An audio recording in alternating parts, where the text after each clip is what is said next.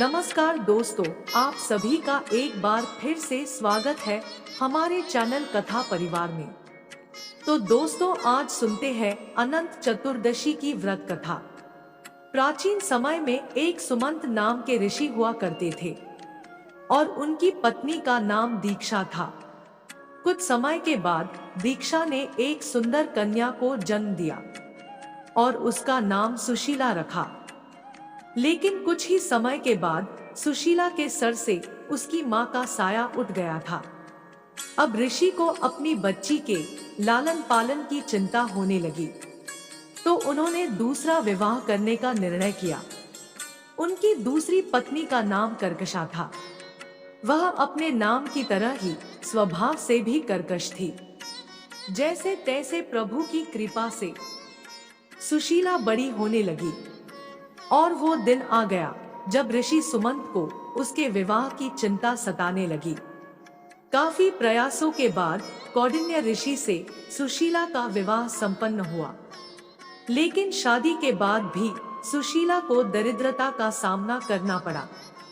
उन्हें जंगलों में भटकना पड़ा। एक दिन उन्होंने देखा कि कुछ लोग अनंत भगवान की पूजा कर रहे हैं और हाथ में अनंत रक्षा सूत्र बांध रहे हैं। सुशीला ने उन लोगों से अनंत भगवान के व्रत के महत्व को जानकर पूजा की विधि विधान को पूछा, तो उन लोगों ने सुशीला को पूजा और व्रत का अच्छे से विधि विधान बताया।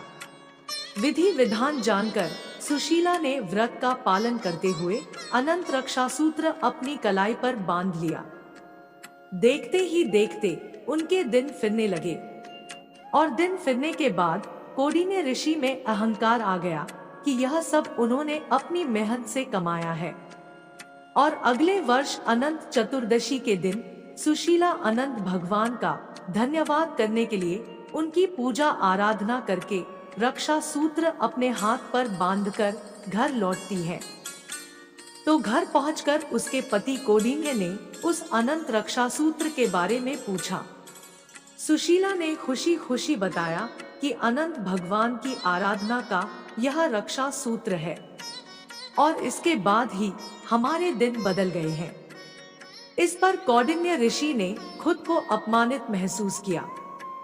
उन्होंने कहा, ये सब मेरी मेहनत का फल है, ना कि इस रक्षा सूत्र का। उन्होंने सुशीला से उस धागे को उतरवा दिया। इस पर अनंत भगवान रुष्ट हो गए और देखते ही देखते कौंडिन्य ऋषि के पास जो भी था वो सब समाप्त हो गया।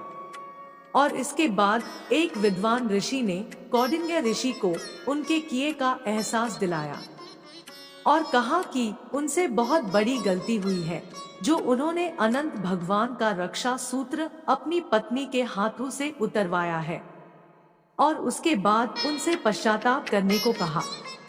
लगातार 14 वर्षों तक अनंत चतुर्दशी का उपवास रखने के बाद उन्होंने भगवान श्रीहरि को प्रसन्न किया और फिर से कौंडिन्य और सुशीला सुखपूर्वक रहने लगे और उनके भाग्य में से दरिद्रता का नाश हो गया। तो ये थी अनंत चतुर्दशी की कहानी। दोस्तों, आपको यह कहानी कैसी लगी? अगर आपको यह कहानी पसंद आई हो तो वीडियो को लाइक और हमारे चैनल कथा परिवार को सब्सक्राइब जरूर करें, ताकि आगे आने वाली वीडियो आपसे मिस ना हो। इसी के साथ मैं अपने शब्दों को विराम देती हूँ और पुनः आपके मंगलमय जीवन की कामना करती हूँ। अंत में बस इतना ही कहूँगी, ऊपर वाले के आशीर्वाद और अपनों के प्यार के साथ कर दिखाओ कुछ ऐसा कि दुनिया करना चाहे आपके जैसा।